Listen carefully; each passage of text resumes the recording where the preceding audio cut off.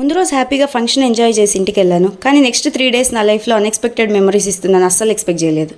అప్పుడు ఎంటర్ అయింది మా లైఫ్లోకి Michaung cyclone. 3 days no power, no water, ప్రపంచానికి దూరంగా, ప్రమాదానికి దగ్గరగా తీసుకెళ్ళింది. We're living in one of the biggest gated community in Chennai. But ఆ సైక్లోన్కి బిగ్, స్మాల్, రిచ్, పూర్ అనే డిఫరెన్స్ ఏం లేదు. అందరినీ ఈక్వల్గా ముంచేసింది. నవంబర్, డిసెంబర్ మంత్స్లో చెన్నైలో ఈ సైక్లోన్స్ రెయిన్ఫాల్ అన్నీ నార్మలే కదా, ఏముందులే అనుకొని బయటికి వచ్చి సరదాగా తిరుగుదాం అనుకున్నాను. కానీ మార్నింగ్ టు ఈవినింగ్ లోపల చేయాల్సిన బీభత్సం అంతా చేసేసింది. మాకు నియర్లో పెరుంబాకం లేకుండడం వల్ల ఈ రెయిన్ఫాల్కి తోడు ఇంకా ఆ వాటర్ కూడా యాడ్ అయిపోయి మొత్తం గ్రౌండ్ ఫ్లోర్ అంతా డంప్ అయిపోయింది. విల్లాస్లోకి వాటర్ వచ్చేసాయి. ఎట్లా చూసినా ఒక రివర్ లాగా అనిపించింది. ఇంకా కిందికైతే దిగలేని సిచ్యువేషన్ వచ్చేసింది. 2015 సైక్లోన్ కన్నా ఇది మోర్ ఇంటెన్సివ్ సైక్లోన్ అని అప్పుడే అర్థమైంది. మా ఇంటి పక్కన ఉండే పార్క్లేకి 1 day బోట్లలో వెళ్లాల్సి వస్తుందని అస్సలు ఎక్స్పెక్ట్ చేయలేదు. ట్రాన్స్ఫార్మర్ ఫుల్గా వాటర్లో మునిగిపోయింది. అందుకని పవర్ సప్లై కూడా లేదు for 3 days. November, December months వచ్చేసరికి చెన్నైలో ఉంటే మన దగ్గర ఎప్పుడు ఫ్లడ్స్ వస్తాయి ఎక్స్పెక్ట్ చేయలేం కాబట్టి ఎప్పుడు groceries, power bank, water cans, charging lights, milk, instant bread, ఇంకా masala oats, cornflakes, eggs, paper plates, instant chapatis, fruits and nuts, emergency medicine, especially kids ఉన్నప్పుడు మెడిసిన్ కంపల్సరీగా స్టోర్ చేసుకోవాలి.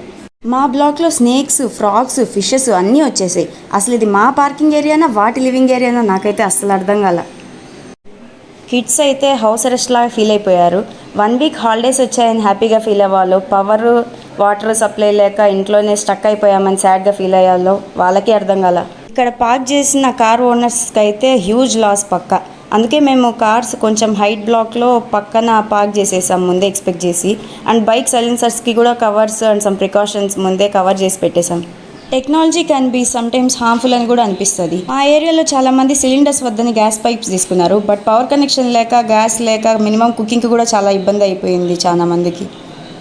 కంప్లీట్ ఫుల్ రెయిన్ఫాల్ తర్వాత సన్ని చూస్తే ఇంత ఎగ్జైటింగ్గా ఉంటుందా అని ఫస్ట్ టైం నాకు అప్పుడే అనిపించింది. టోటల్ అపార్ట్మెంట్లో ఉండే వాళ్ళంతా పైన టెర్రస్ పైకి వచ్చేసారు. ఇంకా అక్కడి నుంచి టోటల్ మా ఏరియా అంతా చూస్తే ఒక రివర్లో మేమున్నామేమో అన్నట్లే అనిపించింది. One advantage of staying in society apartments, staying with the people of helping hands, అది మాత్రం పక్క. ఎప్పుడు చూడని వాళ్ళందరం కూడా పైన మీట్ అయ్యి ఒకే ప్లేస్లో హ్యాపీగా అనిపించింది. రెస్క్యూ స్టార్ట్ అయిపోయింది 3rd day నుంచి. హెలికాప్టర్స్ వచ్చేసాయి ఫుడ్ సప్లై అండ్ రెస్క్యూ కోసం. ఇంకా మా సైడ్ అయితే వాటర్ క్యాన్స్తో వాటర్ సప్లై కూడా స్టార్ట్ అయిపోయింది ట్రాక్టర్స్తో. అండ్ వాటర్కి అయితే ఇంకేం ప్రాబ్లం లేదు. ఇంకా మా నియర్ బై బ్లాక్స్లో గ్రౌండ్ ఫ్లోర్ ఫుల్ వాటర్ వచ్చేయడం వల్ల వాళ్ళు అసలు కిందికి దిగలేని స్టేజ్లో స్టక్ అయిపోయినారు. బోట్స్ చాలా వచ్చేసాయి వాళ్ళని సేవ్ చేయడానికి. అండ్ వాళ్ళకి ఫుడ్ సప్లై మొత్తం ఇచ్చేసారు. ఎప్పుడో చిన్నప్పుడు వాటర్ కోసం రిగ్గుల దగ్గర వెయిట్ చేసే సిచ్యువేషన్ ఇక్కడ వచ్చేసింది. ఇంకా రోడ్ మీద చాలా ట్రీస్ అంతా క్లియర్ చేసేసారు. బ్లాక్ పక్కనే రీహాబిలిటేషన్ సెంటర్ లాగా యూజ్ చేశారు. చాలా మంది పీపుల్ అక్కడే ఉన్నారు. ఇంకా 4th day అంతా ఇంటికి వెళ్ళిపోయారు. రోడ్స్ అంతా క్లియర్ అయిపోయాయి. హ్యాపీ. 3 days పవర్ లేక, రైమ్స్ లేక, 4th day power, rhymes, TV అన్నీ వచ్చేసరికి మా బుడ్డోడు పల్టీ కొడతా ఫుల్ హ్యాపీగా ఉన్నాడు.